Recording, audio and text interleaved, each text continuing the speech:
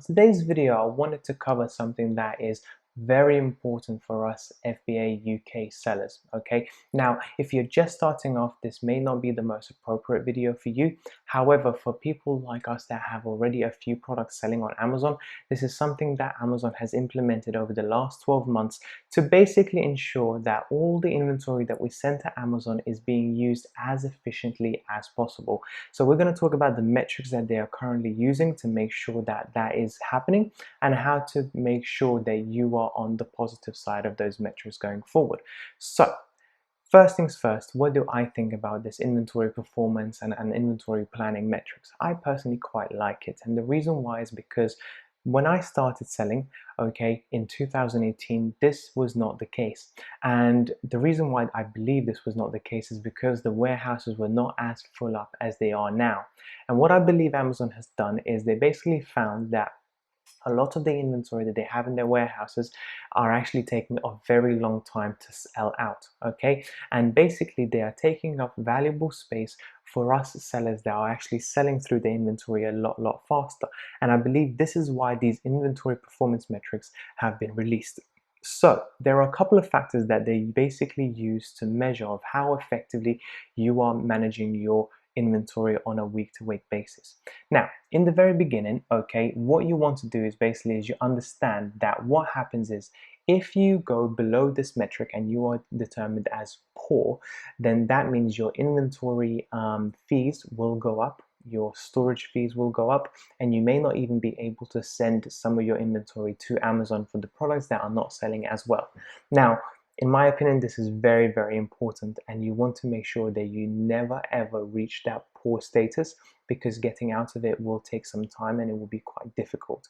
And there are a couple of things that you need to do to make sure to avoid it. Now, as you can see, it actually is the inventory performance index is from 0 to 1,000. Anything below 400 and you are deemed as poor. Anything above 400 and you're good to go, so to speak.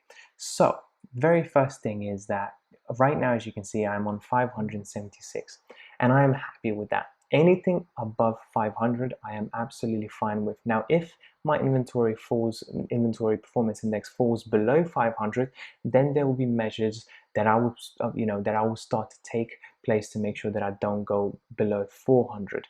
But right now I am still quite happy with my personal metric at the moment. Okay, so let's talk about the influencing factors that take place when it comes to getting this particular index on a week-to-week basis. And every single Monday you will get your number updated. Now as you can see, in the last 7 days I've actually lost 9 points, but given the fact that I'm still way above 400, that's not exactly a big deal. So the very first thing is excessive inventory percentage. Now basically what this means is basically how much inventory do you have in the Amazon FBA warehouse that is not selling as well as they should. How much excess inventory do you have there that just continues to stay for quite some time? Now if you are all of a sudden going to the poor range or the fair range, the best things you can do is twofold. Well, actually threefold. Number one, reduce your price. Okay, if you reduce your price, chances are you are more likely to sell through quicker. Okay, number two is put some advertising. Okay, add some advertising, pay for some PPC to try and clear that excessive inventory as quickly as possible, and make sure not to reorder such a huge amount next time round. And number three, which I quite like myself, is sometimes pull some inventory back. So as here you can see, I have 421 units in excess of inventory. So what I can potentially do is pull that product out, potentially not all of the units, but those 421 that are deemed as excess, I can take them out and hold them in my own house or external storage facility or anything like that. And when that product potentially starts to sell, I can easily send the inventory back into Amazon. So that's one way. However, as you can see, I'm currently on good, so to speak. I only got 3%, which is quite good. So I don't need to do anything about that. Now, the next thing is FBA Sell Through. And this basically measures of how quickly you sell through your products on a day-to-day basis effectively. And as you can see, I've sold over 15,000 units over the last 90 days, which is deemed as fair. Okay, now I'm quite happy with that. I would ideally like it to be on good, and I feel like I will be there quite soon. But in order for me to improve this, basically what I need to do is either, again, just like with the previous one, either reduce my price to increase those sales, or potentially just add more PPC campaign and sort of add more money into PPC, so therefore I can sell through those products as quickly as possible. Again, given the fact that I am on the top end of fair, I probably don't have to worry about it too much, but I will keep an eye on it going forward.